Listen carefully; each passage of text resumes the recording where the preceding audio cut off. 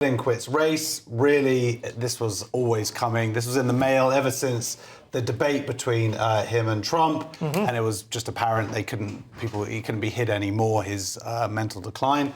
And so there's a few things that obviously raised by this. First of all, it's like who's to blame, and it's really arguably the Democrat Party who have been very weak on this. Also those in the immediate vicinity of him, his family, and the White House staff who've been covering up. But now we have to move forward. The first thing was his statement or whatever.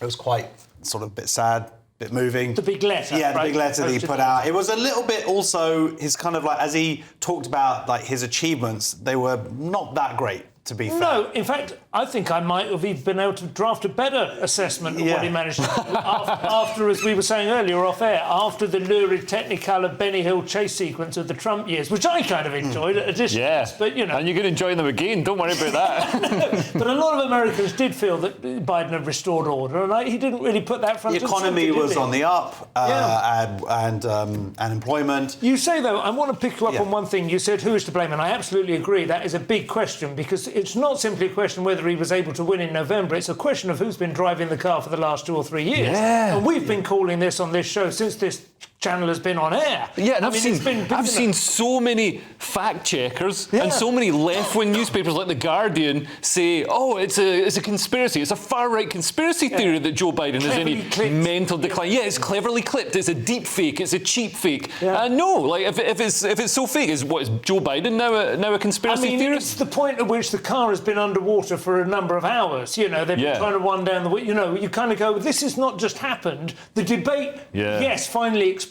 it. It made it beyond, because it was a live thing where he couldn't use a teleprompter. And it was just... But, I mean, it's absolutely outrageous. And it's not just the Democratic Party. It is the captured media in America, I would say. And also the fact that he didn't announce this. He didn't announce that he was standing down as the presidential candidate in a press conference. No. It was through a screenshot that was posted on his Twitter. So I don't even know if Biden actually knows that he stood down yet. He may be furious when he wakes up tomorrow morning. Yeah, when they wake him up and say, oh, by the way, we've got some news for you.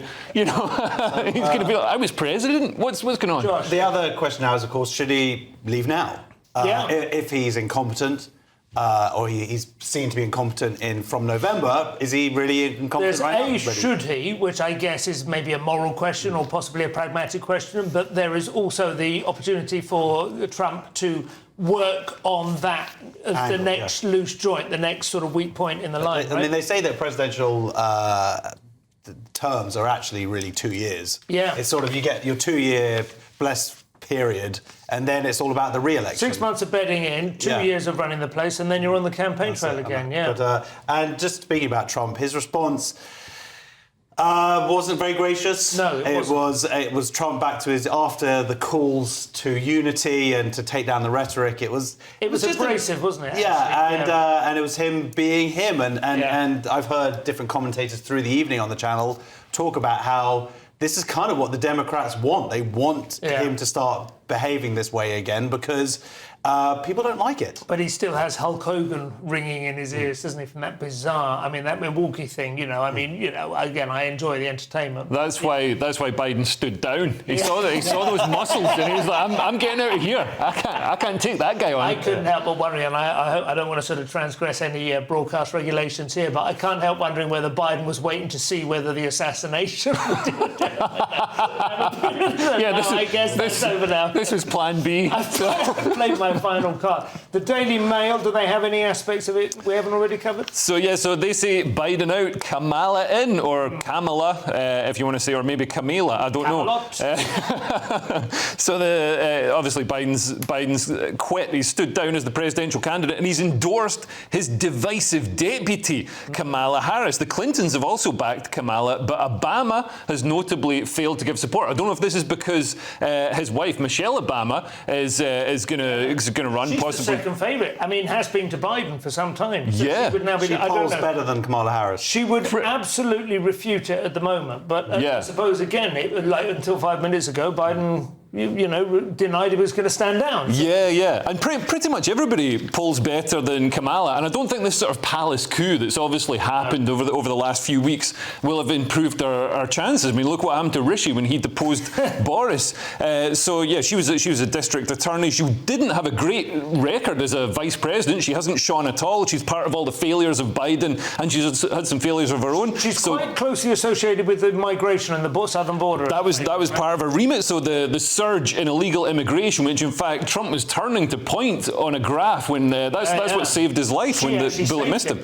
So in a way, without that illegal immigration, his life, not that big gratitude. But she's also, she's part of the huge surge in inflation. She's part of the withdrawal from Afghanistan, and also the embrace of all the divisive woke ideology. Well, I was say, I don't know if she is part of those things. Is she divisive? That's a funny word to say. Well, I think that people haven't seen that much of her. No. And I think she's vice president. I mean, you're right. And she has been arguably kept back in that role. Yeah, but they always are, aren't they? Yeah, they are, exactly. So the idea that she had any influence on any of those decisions you're talking about is ridiculous. She's vice president and she had no influence over the southern border, which was part of her actual remit, Josh. They don't actually have any power. Well, it's a good question. I would tend to agree with Josh. She doesn't have much power, but she certainly hasn't been a vocal critic. She hasn't, yeah. More importantly, she has yet to give any demonstration of any kind of intellectual, anything moving out of second gear. That's what I mean. It says here, they talk about how actually she did all right recently in a debate. Okay. Well, it's coming, right? And it's coming. The question is whether polled she's two points behind Trump in the most recent poll. Okay, but the other thing is, of course, if that's success. No, but the point. Well, the argument is whether she is going to be a better candidate than Biden. How will they do it? I mean, do any of us actually know what's coming up? This is the thing. The convention's coming up. So Biden had already secured an absolute majority of candidates. So his loyalists and people who voted for him will probably back the candidate he endorsed. Yeah. But there are other people in the party who are calling for a more competitive process. So Nancy Pelosi, for example, has called it, and she's one of the. Has she? Yeah. For a more competitive. Yeah, absolutely. I don't know if she's thinking of going for the top job herself. But there's also she's pretty old herself. I think. Yeah, she's older than she was retired. Yeah. And she's made enough money already from her stock market. She's incredibly good at dealing with the stock market. Who else is interestingly? Robert F. Kennedy Jr. has called for an open democratic process because he wanted to have a crack at it, and he was excluded from that process. He said it was a coronation. Yeah. Now think what you may. I mean, I don't think he's a conceivable mainstream candidate for the Democratic Party. He could beat Trump, though. I don't think Michelle Obama, Gavin Newsom, or Gretchen Whitmer. I think is out. And I just don't buy it at all. Yeah. Especially after Musk has basically put a hole in him. Yeah, but then stuff like that, we forget that for half the country, for the Democrat voters, stuff like critical race theory, gender ideology is all wonderful, and they want to see more of it. And the other thing with Kamala, very quickly, is she is conceivably the best candidate to appeal to the unmarried female demographic, which is the decisive demographic for the Democrats in the last couple of elections. Yeah. And tying that into the reproductive rights issue, which is still massive. Which Vance, of course, is the most hardcore opponent of, right? He's but Trump genuinely is quite kind of. I think he's grateful for a few abortions that have happened over the years. But